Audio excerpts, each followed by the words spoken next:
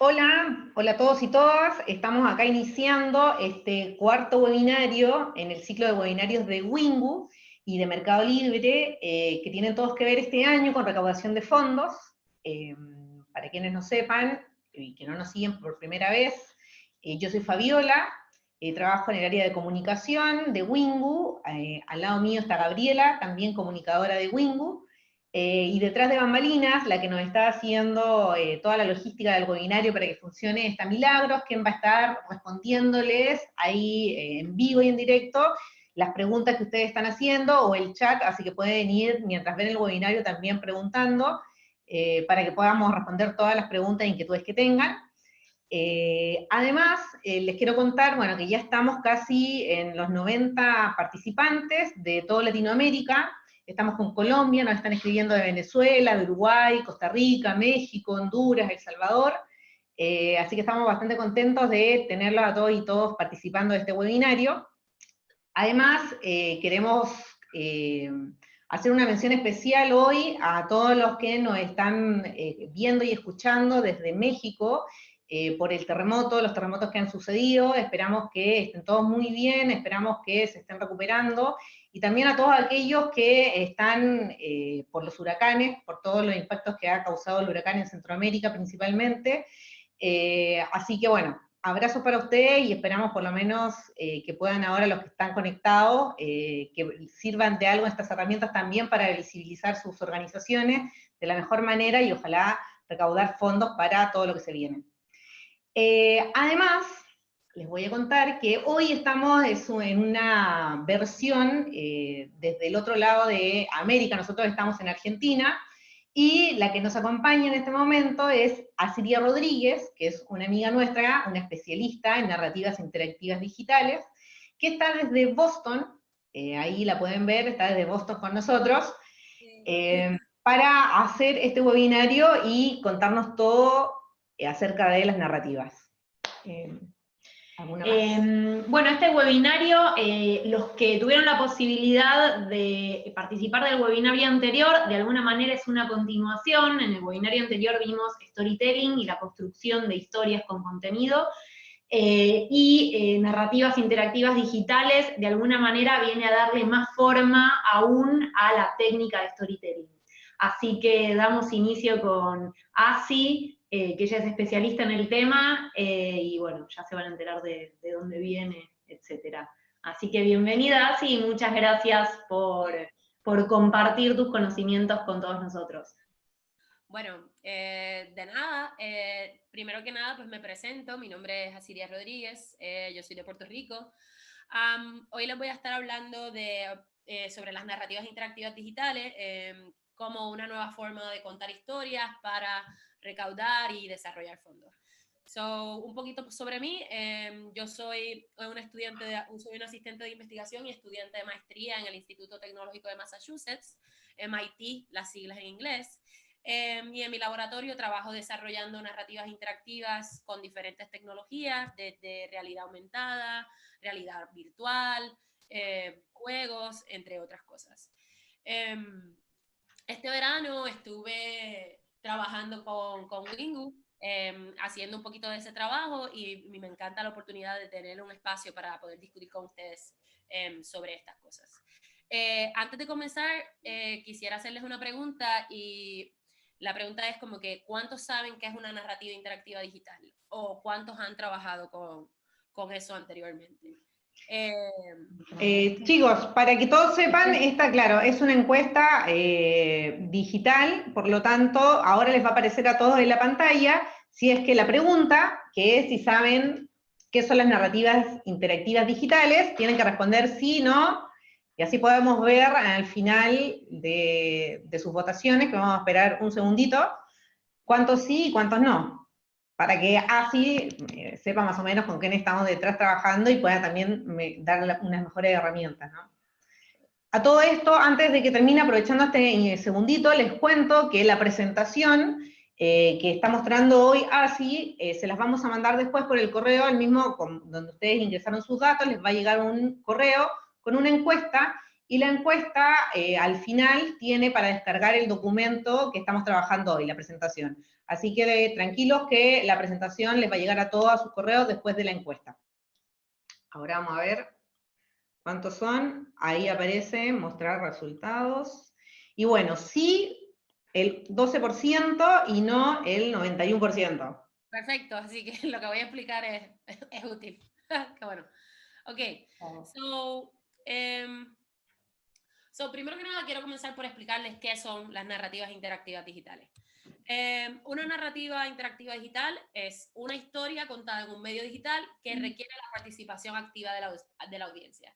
Esto quiere decir que la gente tiene que estar involucrada en el proceso del contenido y del consumo de la historia. Cuando uno crea una narrativa interactiva, en vez de ser un espacio donde hay como una audiencia pasiva que recibe la información y unos productores activos que produjeron esa información, en la narrativa interactiva, la audiencia es partícipe del proceso de contar la historia y construir la historia, básicamente. Y esto se hace desde diferentes espacios, de diferentes espacios digitales, por ejemplo. Existen diferentes tipos de narrativas interactivas digitales, hay muchos, pero hay 3 que son usualmente los más que son utilizados en distintos medios de comunicación y por distintos productores. Por ejemplo, una narrativa interactiva en la cual la gente no piensa mucho, pero se utiliza muchísimo para contar historias, son los juegos. Y hay un montón de ejemplos de cómo los juegos son utilizados para hablar sobre causas de justicia social y para involucrar a la audiencia e involucrar a las personas con asuntos que nosotros creemos que son importantes. Que al final desemboquen que la gente tenga, pues, ¿verdad?, mayor conectividad con el tema que se está tratando de diseminar y estén más dispuestos a voluntariarse y votar. Por ejemplo, en Estados Unidos se creó este juego que se llama la parábola de los polígonos, en inglés The Parable of Polygons, y básicamente es un juego sobre segregación racial en los Estados Unidos. Y cómo funciona este juego es que puedes arrastrar los iconos, los triangulitos y los cuadrados, y el propósito del juego es que hagas vecindarios que son diversos y en los cuales las comunidades que están felices. Así que debe ir lentamente moviendo triangulitos o moviendo cuadraditos hasta que tengas vecindarios en los cuales la gente esté contenta, pero también sean diversos. Usualmente lo que pasa mientras se van moviendo los triángulos y los cuadrados es que se crean barrios que muchas veces son segregados. Y un poco lo que se está tratando de contar con esta historia de forma interactiva, involucrando a la audiencia, es que tomando decisiones de a dónde nos mudamos, cómo seccionamos las calles de una urbanización o cómo, ¿verdad?, trabajamos en la planificación de nuestra ciudad, que parecen ser cosas sencillas que quizá no tienen absolutamente nada que ver con la segregación racial, pueden provocar segregación racial. Así que, por ejemplo, esa es una forma muy, muy específica en la cual este juego es una narrativa interactiva, la audiencia tiene que poder jugar el juego y saber entender las mecánicas del juego para hablar de un tema que es mucho más amplio y que después puede ser llevado a hablar como que de esta problemática social y puede llevar a las personas a involucrarse, ¿no?, en tratar de cambiar ese asunto. Otro tipo de ejemplo de una narrativa interactiva son las historias basadas en datos. Es decir, son historias que empiezan la construcción de lo que se quiere contar a partir de una información que se tiene y con la cual se quiere educar a las personas. El país, y déjame un momentito por aquí, a lo que le doy silence a esto. ¿Por qué salió tan? Ahí está. El país, el periódico El País, desarrolló esta narrativa interactiva sobre los casos de feminicidio que hay en México a partir de la problemática que estaban teniendo de violencias machistas y del sexismo, etcétera, y lo que estaban tratando de hacer era informar a las personas de cuán crasa era la situación en el área, y lo decidieron hacer a través de una narrativa interactiva que no solamente involucraba los datos de los feminicidios, pero también las experiencias de las mujeres que habían sufrido esta violencia, etc. Y como ellos la construyeron, era que le permiten al usuario bajar en un landing page que crearon, y a través de el scrolling en el landing, las personas pueden ver testimonios, pueden interactuar con elementos audiovisuales, pero además de eso, son impactados por estas cifras de las cantidades de mujeres que han sido asesinadas a través de los años en México. Y el punto de esta narrativa no solamente es impactar a las personas con, ¿verdad?, lo horrible que está pasando, pero sino también mostrarles gráficamente lo que significa que está pasando. Así que este tipo de narrativa interactiva que está basada en datos busca informar, busca impactar y busca involucrar a las personas desde otro ángulo que es muy diferente quizá al de un juego, donde se busca más que las personas interactúen con la narrativa de una forma muy diferente. Y la tercera forma en la cual se construyen narrativas interactivas, que es muy popular, son las narrativas interactivas geolocalizadas. Y esto básicamente lo que busca es mostrar información geográfica de una forma mucho más interesante que simplemente sea un mapa y viendo una leyenda, por ejemplo. Lo que están buscando es que la gente pueda buscar información geográfica, información de desplazo, etcétera, desde un ángulo diferente. Esta fue creada por StoryMap, por Esri, y lo que muestra esta narrativa interactiva es básicamente el desplazamiento de las personas que se han tenido que ir de Siria y otros lugares en conflicto a través de los años, y cómo se dan los espacios para refugiados, etc. Así que va acompañado obviamente de un espacio escrito y narrativo, igual que elementos audiovisuales, pero también la gran parte, ¿verdad?, del proceso de interactividad de estas narrativas tiene que ver mucho con los mapas y cómo la gente puede procesar información con los mapas, ¿no? Así que estas son usualmente las tres formas en las cuales nosotros empezamos a ver narrativas en general, narrativas interactivas. Así que la pregunta es como que, ¿por qué son útiles, no? ¿Para qué nosotros las necesitamos? Bueno, primero que nada, como están basadas las narrativas interactivas, es una nueva forma de contar historias, es una nueva forma en la cual nosotros podemos mostrar información. Estas nos ayudan a recordar, nos ayudan a... La gente está siendo constantemente bombardeada por información, constantemente están viendo cosas, y cuando nosotros podemos construir historias y mostrar historias de una forma innovadora, hacemos una marca porque la gente lo recuerda. Igualmente, influencia nuestras decisiones.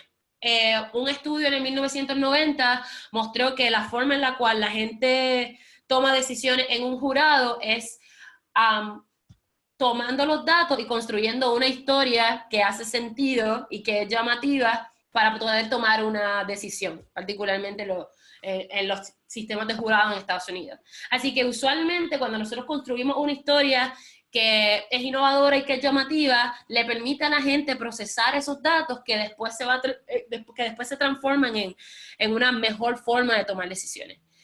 Y finalmente, y además, no finalmente, pero además nos enlaza con nuestra generosidad. Es decir, cuando las personas ven historias que están enlazadas con cosas que les interesan, que tienen personajes que ellos entienden que son importantes para ellos, están mucho más dispuestos o doblemente más dispuestos a donar, a dar de su tiempo, o a donar dinero y involucrarse con la causa. Además de eso, las narrativas interactivas te permiten presentar la información de forma llamativa, te permiten mantener la audiencia captiva, porque el centro de una narrativa interactiva es la audiencia, como que la audiencia tiene que ser partícipe del proceso de interactividad, porque si no, no es una narrativa interactiva. Así que ya que está diseñado para que la audiencia pueda interactuar con ello, vas a mantener la audiencia cautiva, y además provoca un sentido de pertenencia, porque la gente que está participando del proceso interactivo se piensa como parte del proceso interactivo y no simplemente como meros consumidores. Ahora, la pregunta de los 20.000 chavitos, como decimos en Puerto Rico, ¿cómo hacemos esto? ¿Cómo hacemos esto para nuestras organizaciones? ¿Cómo hacemos esto para llevar nuestros mensajes que queremos llevar? Hay unos cuantos pasos, pero no son muy difíciles y no se diferencian mucho de cómo ya nosotros construimos campañas tradicionales o cómo construimos historias tradicionales. Lo primero que tenemos que hacer es definir la premisa y el propósito. Nos tenemos que preguntar qué es lo que queremos comunicar. Luego de eso, definir nuestra audiencia. ¿A quién? ¿A quién le queremos decir lo que le queremos decir? Luego, y esta es la parte que se convierte quizá en un poco más problemática, es que tenemos que escoger el medio, la plataforma y el género narrativo. O sea, nos tenemos que preguntar quizá qué es lo que queremos contar, pero quizá la mejor forma de contarlo. ¿Es un app? ¿Es un landing page? ¿Es un juego? ¿Es un quiz? ¿Cuál es el género narrativo? Como que es una serie, es una simulación, es un juego, como que qué es lo que quiero hacer. Además de esto, y estos son los puntos más importantes en el proceso de interactividad, ¿cuál es el rol del usuario y el punto de vista? Es decir, ¿cuál es el nivel de agencia del usuario? ¿Qué es lo que el usuario va a poder hacer en términos de la interactividad? El usuario va a poder simplemente bajar en el landing page, va a poder tocar los botones. Si toca los botones, ¿qué es lo que significa que él toque los botones? Los usuarios van a tener diferentes modos de historia, es decir, es posible que ningún usuario tenga la misma perspectiva de la historia que acabo de generar. Que, o sea, sea una experiencia única y diferente para cada usuario que trabaje con mi plataforma. Y a partir de esa toma de decisiones se va construyendo la narrativa. Además de eso, hay que preguntarnos sobre la estructura, la interfaz, cómo vamos a organizar la información, cómo nos vamos a asegurar que esa experiencia sea una fácil y user-friendly para el usuario.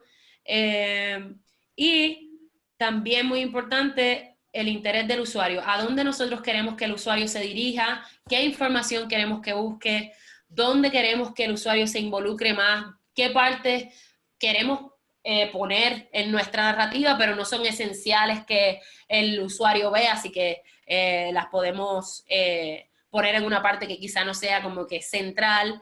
Y finalmente, la estética, el sonido, que es muy importante, los elementos audiovisuales en las narrativas interactivas, ya que cada vez nos movemos más y más a espacios realmente visuales, son importantes, pero tengo que hacer la aclaración que no son lo único. Hay muchas narrativas interactivas que quizás solamente hacen uso de palabras, quizás solamente hacen uso de pocas imágenes y no necesariamente se tiene que tener como que videos 360 en realidad aumentada para lograr un espacio de interactividad y de interacción con los usuarios.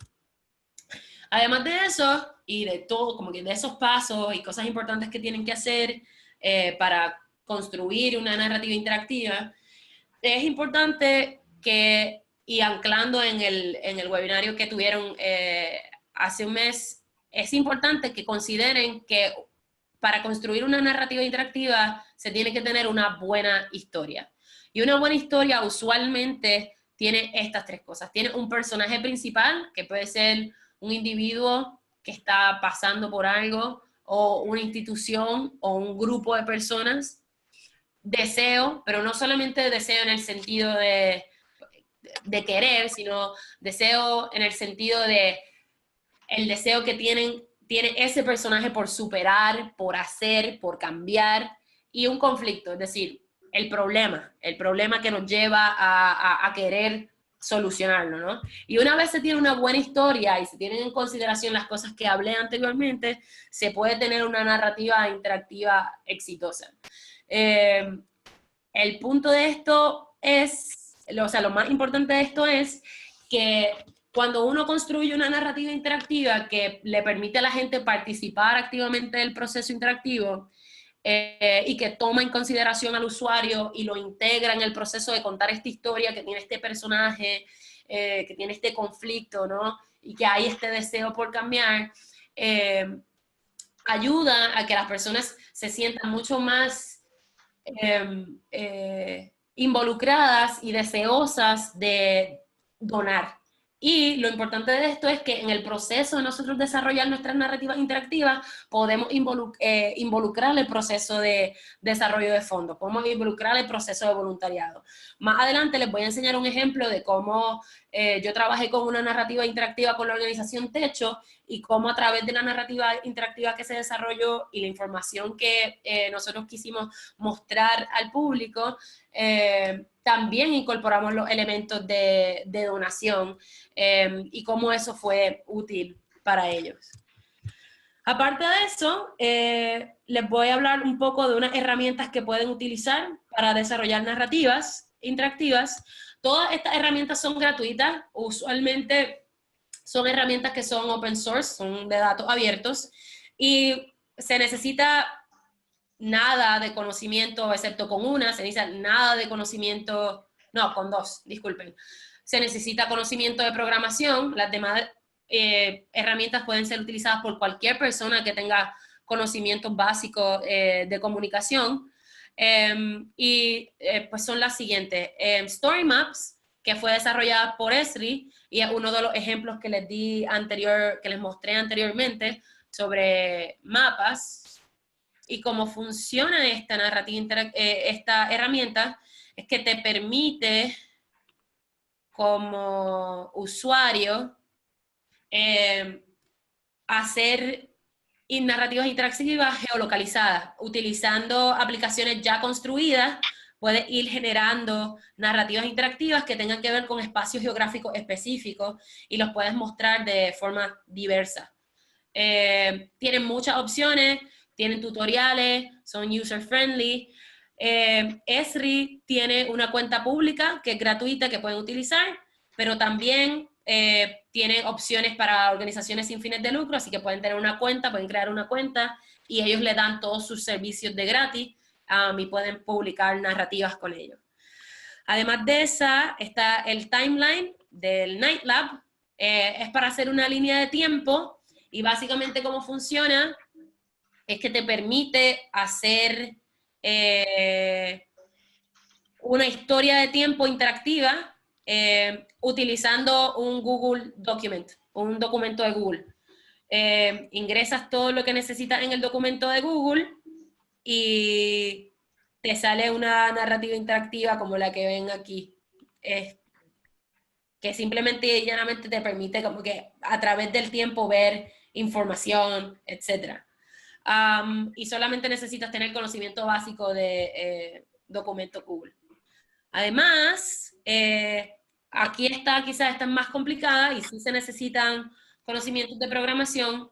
Esta herramienta se llama Twine y cómo funciona es que te permite construir historias narrativas interactivas utilizando un sistema de arrastrar iconos y poner información en ellos. Y mucha gente construye juegos y construye narrativas interactivas utilizando esta herramienta. Lo bueno de esta herramienta es que hay un montón de tutoriales en YouTube. Hay tutoriales en inglés y no sé si hay tutoriales en español, pero usualmente este tipo de herramientas, como son herramientas open source, tienen más de un idioma en el cual se hacen, pero por ahora aquí les muestro como que la versión de la página en inglés, que pueden ir bajándola y explorando con ella. Además de eso, está Tableau Public. Este sí tiene una versión en español. Cómo funciona es que básicamente te permite hacer narrativas interactivas basadas en datos, gráficas, mapas, etcétera. Es completamente gratis, te permite crear y presentar datos de una forma interesante. Esta especialmente la utiliza mucho la gente que trabaja en periodismo y en periodismo investigativo y ese tipo de cosas, porque te permite mostrar datos de una forma interesante. Y processing. Processing más es un lenguaje de programación, pero es un lenguaje de programación diseñado y creado para diseñadores, donde te permite como que crear narrativas interactivas y te permite crear espacios interactivos y diseñados, pero aquí sí tienes que tener un conocimiento de programación anteriormente, a diferencia de las otras plataformas que mostré. Sí, queríamos hacerte una consulta, tomando un poco las preguntas que van surgiendo, como por ejemplo la de Paola, vos un poco hablaste de cuáles son los conocimientos básicos que se necesita para utilizar estas estas aplicaciones. Por ejemplo, si un comunicador podría utilizar quizás sin conocimientos previos o conocimientos técnicos, este tipo de recursos para construir una comunicación. Sí, bueno, por ejemplo, en el caso de Story Maps, sí, no tendrías que tener conocimientos previos, porque como funciona la plataforma es que básicamente, y esto mismo, esto que voy a decir aplica también para Tableau Public y para el timeline, para el número 1, el número 2 y el número 4. Usualmente como estas plataformas funcionan es que están construidas con el usuario en mente y mientras el comunicador va construyendo y utilizando la plataforma tiene tutoriales que están dentro de la misma plataforma, así que mientras tú vas creando la narrativa interactiva, mientras vas añadiendo elementos a la herramienta te va explicando, bueno, puedes hacer esto ahora, o puedes hacer esto, o puedes hacer esto. En el caso de Twine, que es el número 3, y Processing, el número 5, sí tienes que tener quizá un poquito más de conocimiento en el caso de Twine de HTML y de CSS, que son como que CSS es como para poner las cosas bonitas en términos de programación y el HTML es la estructura de página web, pero si tienes ese conocimiento básico de HTML y CSS, los tutoriales de Twine son extremadamente buenos y no toma mucho aprender a utilizarlo porque es una estructura bastante simple de utilizar. En el caso de processing, ahí sí tienes que tener más conocimiento de programación, así que ahí sí no podría ser solamente un comunicador tradicional sin ningún tipo de conocimiento de programación, pero si tienes conocimientos básicos, otra vez de HTML, CSS y JavaScript, vas a poder manejar el processing fácilmente. Sí, y un buen ejercicio para las personas que estén interesadas en indagar más sobre esta metodología es poder ver las demos que quizás hay en YouTube, también las herramientas, investigar cada una de esas herramientas y en cada una de las páginas hay ejemplos ya hechos en los cuales se pueden inspirar. Así que de alguna manera es una invitación a un proceso de aprendizaje autodidacta de estas plataformas, que sí se facilita con esto que decís vos, que están pensadas desde el punto de vista del usuario para que cualquiera lo puede utilizar, pero sí hay un proceso de educación previo que tiene que suceder para poder construir una buena historia, digamos. Sí, sí, definitivamente, o sea, digo, es como que es una curva de aprendizaje, ¿no? O sea, mientras más se exponga uno a estas plataformas, más rápido se va a dar cuenta que muchas se parecen y las vas a poder utilizar. Y hay algunas que van, como les dije, desde un espacio de ser muy fáciles, como son el Story Map y el Tableau Public, por ejemplo, y hay otras que son un poco más complicadas y requieren que sí le dediquemos quizá un poquito de más tiempo, como lo son Twine y Processing, por ejemplo. Bárbaro. Seguimos. Bueno, también, y esto es más para finalizar, le quería mostrar como que unos ejemplos de lo que la gente trabaja, para la que la gente usa usualmente este tipo de narrativa interactiva, y el tipo de cosas básicamente que puedes hacer con ellas, ¿no? Por ejemplo, aquí tengo el ejemplo de losing ground, que es perdiendo terreno. Esto, ay, uy, ¿qué pasó aquí? Se me perdió el mouse. Ok, tremendo. Ah, ahí estoy, sorry. Este proyecto de Losing Ground, Perdiendo Terreno, fue creado por la organización ProPublica. Es una organización sin fines de lucro que hacen periodismo investigativo, y básicamente lo que ellos querían mostrar era cómo el calentamiento global y cómo el aumento en los niveles del mar está afectando el estado de Luisiana en Estados Unidos. Y cómo ellos decidieron hacer esto fue a través de crear esta narrativa interactiva geolocalizada sobre el estado de Luisiana. Y cómo funciona es que te permite a ti como usuario explorar el estado de Luisiana. Y aquí te enseñan el estado, y tú puedes, por ejemplo, ir dando clic en las diferentes áreas del estado, y te permite, y si ven aquí como que te enseña como que la manito, cómo lo puedes mover, te permite ver cómo estaban los terrenos del estado de Luisiana antes, y cómo el estado de Luisiana ha ido perdiendo terreno por el calentamiento global.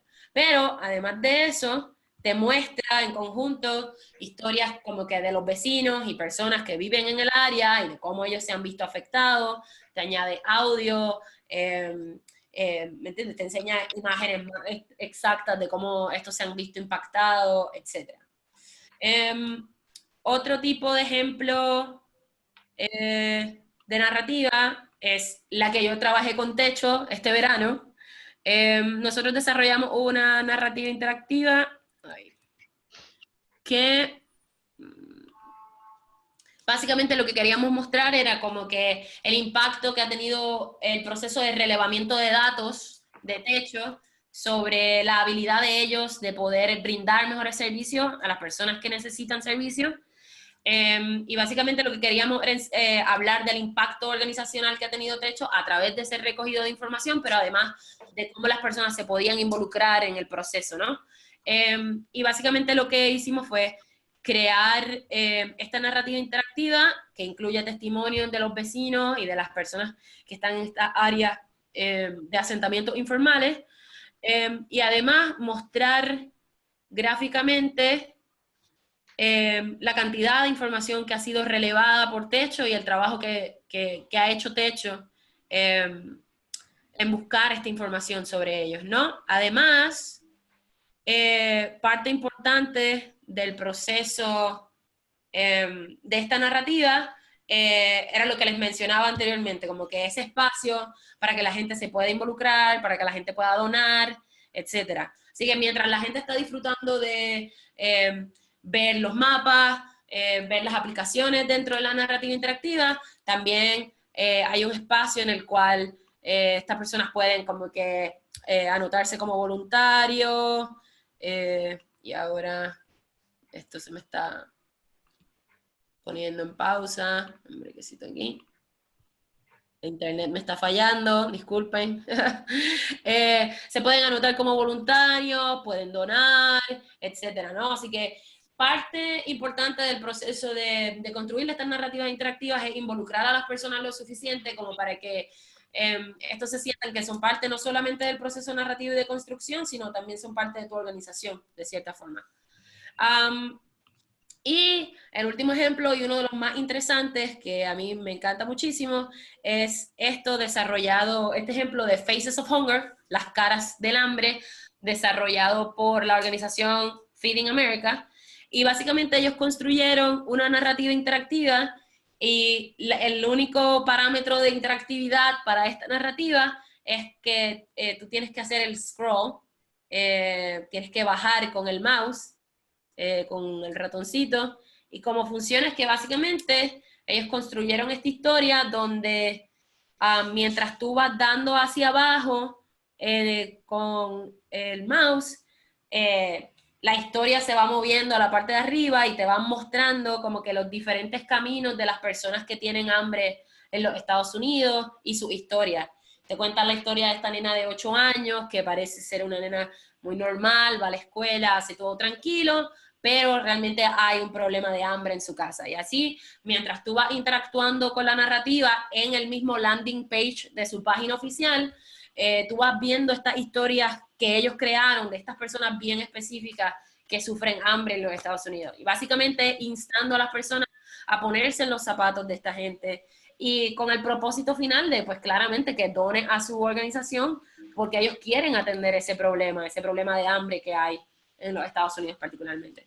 Así que esos son como que 3 ejemplos, uno hecho más como que en casa en la Argentina, 2 en Estados Unidos, que es principalmente donde yo trabajo, de cómo se construyen narrativas interactivas y cómo se usan, y para qué son útiles y para qué la pueden usar ustedes. Y bueno, eso es todo. Excelente, así. Ahora, por supuesto, empezaron varias consultas, así que vamos a ir preguntándote. Por ejemplo, Kelly de Colombia nos preguntaba cómo, una vez que nosotros ya construimos esta narrativa en determinada plataforma, cómo involucrar a las personas hasta llegar a la interacción. Promoción, pregunta, ¿de qué manera poder llevarlas hasta la historia? Claro. Usualmente todas estas narrativas, y cuando se hacen narrativas interactivas, el espacio de estas natural, como que surge ser un espacio natural, es como que el social media, los medios sociales. Casi todas como que las herramientas que yo les presenté tienen una base para que el producto que ustedes acaban de crear se pueda poner en social media y se pueda ver en social media de una forma atractiva. Es decir, que las personas tan pronto lo vean en el newsfeed, en el wall, lo puedan como que usar y puedan interactuar con él. So, usualmente se hace así, pero también hay gente como el ejemplo que vieron de este ejemplo que les hablé aquí de Faces of Hunger, lo hicieron en su landing de su página web. So, por ejemplo, si ustedes saben que tienen mucho tráfico en su página web de su organización, y esto funciona muchísimo, tomar un espacio de ese landing para la narrativa le da un poco a la gente como que un fresh start, como por ejemplo, cada vez que Google cambia el duro y nosotros llegamos a Google y vemos como que Google tiene algo nuevo con lo que podemos jugar en su landing, pues un poco eso también se puede hacer con una narrativa interactiva. Se puede incorporar la narrativa interactiva por un tiempo limitado al landing de tu página principal, involucrar a la gente, que la gente juegue con eso, y después cambiarlo. Así que hay diferentes formas, social media, tu página principal, etcétera. Perfecto. Acá José, en respecto a lo que decís, pide qué consejos podés proporcionar para medir la usabilidad de una narrativa, la interactividad que pueda llegar a tener esa narrativa. Sí, usualmente, y a esto lo hacemos mucho más como que, por eso la recomendación que hice anteriormente funciona, es como que usualmente aquí en la universidad se usa Google Analytics, y se utilizan como que los parámetros de social media para medir cuánto las personas están interactuando con las cosas, pero además existen herramientas que quizás se las puedo pasar más adelante, que te permiten saber como que cómo la gente está interactuando con la narrativa en tu landing page, y te permiten saber como que en términos de usabilidad, dónde la gente está dando clic, a dónde la gente está mirando, dónde la gente está haciendo scroll. Así que esa información sí se la podría pasar más adelante, porque sí hay una lista de herramientas que te permiten hacerlo, pero así del tope de mi cabeza no me las sé de memoria, pero sí se las podría pasar. Buenísimo. Sí, las podemos sumar a la presentación para que después cuando se la puedan descargar ya esté. Sí, definitivamente. También Ignacio nos pregunta si hay algo para Facebook, o sea, si hay algún tipo de narrativa interactiva que se pueda poner, me imagino, en las páginas que tienen las organizaciones para Facebook. Además de, por ejemplo, como que hacer el share, como la pregunta sería, digo, no sé si puedo hacer una pregunta. Quizá Ignacio no responda, no ponga ahí. O sea, usualmente como que todas estas cosas puedes hacer como un embed, como que puedes incorporarlas a Facebook, las puedes incorporar a Twitter, las puedes incorporar a Instagram. Pero Facebook ahora mismo está trabajando con incorporar espacios de interactividad dentro de sus mismos posts. Sí. Y hay un segmento completo de Facebook, si vas a la parte de desarrollo de Facebook, que es una parte como que gratuita para desarrolladores, ellos te explican cómo tú puedes como que construir historias interactivas dentro de la misma plataforma de Facebook. Y esto fue desarrollado para organizaciones así como BuzzFeed, organizaciones como o sea, organizaciones que utilizan mucho los medios sociales para promocionar su información en Estados Unidos de forma interactiva, particularmente con los quizzes en Estados Unidos. Se creó este espacio en Facebook para que la gente pudiera hacer cosas interactivas. Así que sí sé que es posible, sí sé que lo puedes hacer, pero también está como que en espacio de desarrollo. Y sí, o sea, está en espacio de desarrollo, como que la gente va a seguir creando cosas con ellos, pero les falta bastante por mejorar. Si es que quieres crear narrativas interactivas dentro de la misma plataforma de Facebook. Ahora, si quieres hacer narrativas interactivas fuera, con links y después ponerlas en Facebook, eso es totalmente posible. Perfecto. Si nos piden, porfa, si te puedes quizás acercar un poquito más al micrófono, hablar más fuerte, porque está ahí nos están diciendo que se escuchaba bajito. Ok, bueno, ya, listo. Por otro lado, Ángel pregunta si existen casos de narrativas interactivas digitales que se hayan vinculado a campañas offline.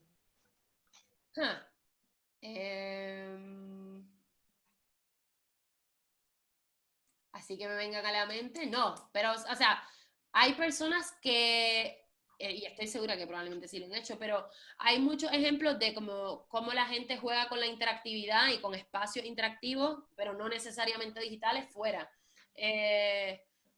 La otra vez había un caso que a mí me pareció muy particular, que era como que según creo que las cebritas, me parece, en Bolivia, y es como que es una campaña de cebritas que ayudan a la gente, ayudan a manejar el tránsito en Bolivia, y las cebritas, que son personas vestidas de cebra en la calle, dirigen el tránsito e interactúan con las personas en el tránsito. Es un espacio de interactividad, pero no es digital, por ejemplo. O sea, es muy difícil, como que las narrativas interactivas digitales tienen un espacio muy formulado dentro de la web.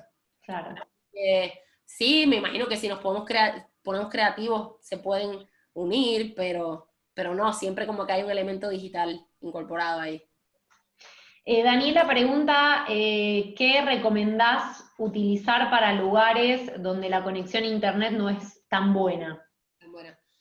Bueno, igual, o sea, les presenté aplicaciones que requieren tener muy buen acceso al internet, pero existen otro tipo de herramientas que también hay algunas que sí se han creado aquí en MIT, que también se las podría pasar por la presentación, de gente que ha hecho conceptos de interactividad utilizando CMS, como que mensaje de texto. Perfecto. Y utilizando voicemail para el teléfono. Ahí se creó una aplicación muy buena, que ahora mismo no recuerdo el nombre, pero se los puedo buscar, y básicamente te permite, a través de mensajes de texto, enviar mensajes, enviar voicemails sobre como que cualquier cosa que se encuentre, que las personas como que entiendan importantes, y simplemente se establece como que un número base donde la gente puede llamar, contar su historia, y se crea el parámetro de interactividad, pero se utiliza el teléfono para eso. Así que no tienes conexión al internet, pero sí lo puedes hacer con el teléfono, y sí puedes distribuir como que contenido fotográfico, texto y audiovisual, pero con el CMS. Ahí tendrías el problema de que obviamente las personas, si tienen que pagar por el servicio de teléfono y tienen que pagar por el mensaje de texto, pues ya ahí es otro problema de accesibilidad, Claro. ¿no? Acá Pilar hace referencia a esta utilización de diferentes medios, es si se pueden reemplazar estas plataformas por los blogs o los podemos complementar. A mí se me hace que se complementan, como que no, como que las narrativas interactivas no vienen a reemplazar como que el proceso del blog. El blog es algo como que muy particular, ¿no? Es algo como que la gente ya tiene como que una estructura de cómo lo hace y se disfruta de una forma específica. Así que creo que esto viene a añadir, como a animar a esos espacios, no necesariamente reemplazarlo. Y Silvia también pregunta si se puede incorporar lo que diseñamos en estas plataformas a nuestro sitio web o sí hay que armar una landing page por separado. No, definitivamente casi todas las herramientas que les mostré se pueden incorporar a la página o sea, como que a páginas ya existentes. Como que no hay que crear nada nuevo. La mayoría de ellos ya tienen o el código o la forma de que puedas hacer el embed a tu página inicial sin tener que construir una página nueva y comprar un URL nuevo, etc. Y por otro lado si estas plataformas también se pueden, si son responsive, digamos, si se pueden ver desde un dispositivo móvil. Sí.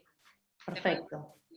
Y por otro lado, Juan pregunta qué tanto porcentaje de éxito en cuanto a donaciones se puede tener al utilizar estas narrativas interactivas. Y en realidad a mí me gustaría también agregar, sí, estamos hablando también de bastante de vanguardia, digamos, ¿no? En realidad hay que ir probando y no sé cuántos casos realmente hay para poder tener una tendencia de mercado. Claro. Mira, o sea, sinceramente, esto es como que es lo más nuevo que hay en tecnología, es lo más nuevo que hay en términos de cómo nosotros nos comunicamos, ¿verdad? Y no hay muchísimos ejemplos. Y también uno de los problemas más grandes que hay con esto ahora mismo, que es un problema que también lo está teniendo no solamente las organizaciones sin fines de lucro, pero también lo está teniendo el sector privado, es que debido a cómo están cambiando las tecnologías y cómo la gente interactúa con las tecnologías, es muy difícil medir a cuánta gente están llegando las cosas y cuánto la gente está participando realmente.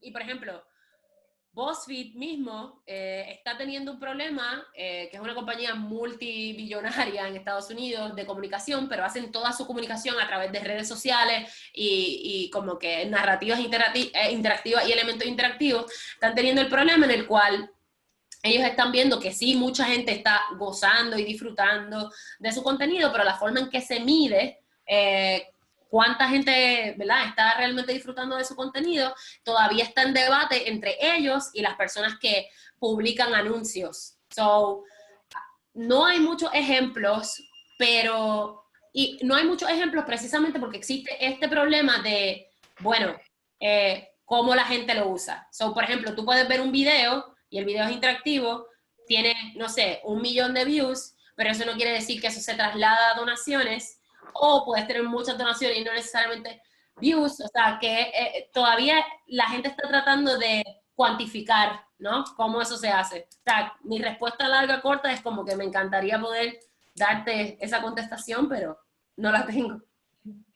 Y por otro, una pregunta también interesante es ¿cuánto tiempo más o menos llevaría construir una historia así? Por ejemplo, está bueno también el ejemplo de que tú usaste para usar para hacerla de techo, usaste una de las plataformas que recomendaste, para que también la gente sepa qué es lo que puede visualizar con las plataformas que vimos, es la de techo. Cuéntanos un poquito cómo la hiciste y quizás estaría bueno ahí. Me imagino que como cada una de las plataformas, por todo lo que nos contaste, que tienen que ver en la historia y de lo que se quiere comunicar, hay muchas veces que se quiere comunicar mucha información, como por ejemplo esta, que tiene un montón de datos, entonces la recopilación de esto también demoran un montón a la organización y a ti, que sería la que estás construyéndola, tiempo en poder comprenderla y visibilizar bien lo que ellos quieren mostrar, siendo que en otras quizás es más fácil y no son tantos los datos que se tienen que cruzar. Quizás estaría bueno que en unos poquitos minutos nos cuentes cómo fue ese proceso que tuviste para construir la campaña de techo. Claro, pues el proceso fue un proceso bastante directo. Yo tuve una reunión inicial con Techo donde ellos me dijeron, mira, estas son mis intenciones, estas son las cosas que yo quiero comunicar, que se compara mucho con como que el primer paso de decir como que, mira, esto es lo que quiero contar. Y hablaron como que, mira, nosotros queremos hablar de nuestro impacto organizacional, este es el trabajo que queremos hacer. Después de esa reunión que yo tuve con ellos, hablamos como que, mira, qué tipo de herramientas queremos utilizar, y debido a que el trabajo de techo tiene que ver mucho con áreas geográficas, nos pareció que Esri, la posibilidad de hacer un mapa interactivo, era la mejor opción tanto para mí, para construirlo, como para ellos, para después publicarlo, ¿no? Y básicamente lo que yo hice fue, a partir de ahí, les pregunté, bueno, qué tipo de material audiovisual quieren tener, cuáles son los datos que quieren mostrar, cuál es el foco que le quieren dar a la información que se quiere presentar, etc. Y de ahí se hizo como que un Google Doc grande que tenía toda la información por año, toda la estructura por año, etcétera, etcétera. Y yo empecé a utilizar, déjame ver si encuentro la herramienta por aquí, un brequecito. Y después de ahí, yo vine aquí a Story Maps y seleccioné esta que está aquí, Story Maps Cascade, y empecé, bueno, antes de eso hice un prototipo en papel, y hablamos de ese prototipo en papel, bueno, no les puedo mostrar esto, pero básicamente seleccioné esta que estaba aquí y empecé a estructurar, utilizando la misma plataforma, la información de la cual habíamos hablado. Después se la presenté, ellos me dieron feedback, y ya. Se arreglaron las cosas que se tenían que arreglar y se hizo una narrativa. Tengo otra pregunta, por ejemplo ahora, que suele pasar también que vienen voluntarios a nuestras organizaciones o tenemos un fondo que podemos utilizar para hacer una de estas plataformas, pero después se acaba el financiamiento o el voluntario se va, y cómo rescatamos eso si es que, por ejemplo, ahora puede la gente de Techo ir actualizando sus datos, si por ejemplo tú te puedes sentar al lado de alguien o alguien que sepa de narrativa, la tenga más clara, a ocupar ese recurso para que la haga la plataforma y después, como entre comillas, capacitar a alguien para la suba de documentación, o eso queda un poco más estático. Bueno, usualmente va a depender de cuán difícil es la plataforma. En el caso particular de Story Maps, es una plataforma bastante intuitiva, como que es bastante user-friendly. Es algo bastante sencillo, como que a una persona que haya estado, por ejemplo, en Facebook y sepa hacer como que upload, como que subir imágenes y bajar imágenes, va a poder utilizar la herramienta sin tener a un experto ahí con ellos, ¿no? Pero hay otras herramientas que quizás sí requieren, como por ejemplo Twine o Processing, requieren como que más, ¿me entiendes? Pareo, que alguien esté contigo, que se te muestre, el tipo de cosas. Y esta narrativa particular, bueno, yo tengo quizás un poquito más de experiencia, pero yo me tardé haciéndola como tal, como que montando todo y poniendo toda la estructura en la plataforma. Yo estuve trabajando con eso 2 días. Perfecto. Perfecto. Y más, el trabajo fue planificarnos. Totalmente. Creo que lo más importante es eso, es la construcción de la historia y la planificación, el trabajo previo antes de montar y reunir el material. Correcto. Por último, para ir cerrando, ya están surgiendo muchas preguntas, obviamente este tema que es súper novedoso, pero tenemos poco tiempo, pero para cerrar, una buena pregunta, dice Juan, es ¿qué tipo de fuentes de información, o blogs, o libros, etcétera, vos recomendás para mantenerse informado sobre este tema de narrativas digitales? Claro, perfecto. Mira, déjame rápidamente, yo hice con ustedes, con Wingu, un blog post que está en Donar Online, que tiene una lista extensa de todos los libros que hay, tanto en español como en inglés, sobre las narrativas, como que quizá también puedo añadir ese link. Usualmente la información de las narrativas interactivas digitales está en inglés, porque todo el trabajo se está haciendo como que en Estados Unidos y se está haciendo en inglés, pero ese blog sí tiene como que una buena estructura, no solamente de cómo crearlas, pero también como que de herramientas mucho más quizá complicadas o estructuradas que pueden mirar ahí. Ese link también se puede añadir a la presentación.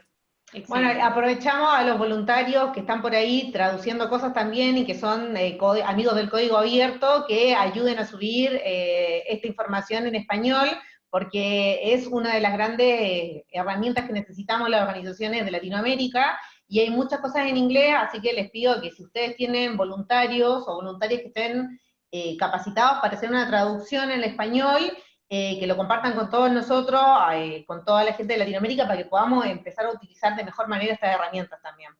Así que bueno, Asi, te queremos agradecer profundamente, ha sido un webinario lleno de información, con mucho contenido y también con muchas herramientas abiertas que por lo menos a nosotros nos encantan. Así que le agradecemos, le decimos también, aprovechamos de decirle a toda la gente que esta presentación les va a llegar por mail junto con una encuesta y todos los datos que Asi nos fue contando entre medio que iba a sumar a la presentación. También les vamos a pasar esta lista que hizo en el post del blog de Wingu, así que se las compartimos a todos y todas, y queremos darle las gracias desde Boston allá, que se hizo todo un tiempo para poder ayudarnos a todos, así que muchas gracias Asi nuevamente. Y también queremos agradecerle a Mercado Libre que hace posible que podamos tener estos webinarios a lo largo del año. Así que muchas gracias a todos y a todas, y cualquier preguntita también pueden seguir escribiéndonos al mail que les llega a través de sus correos. Bueno, chao chicos, muchas gracias.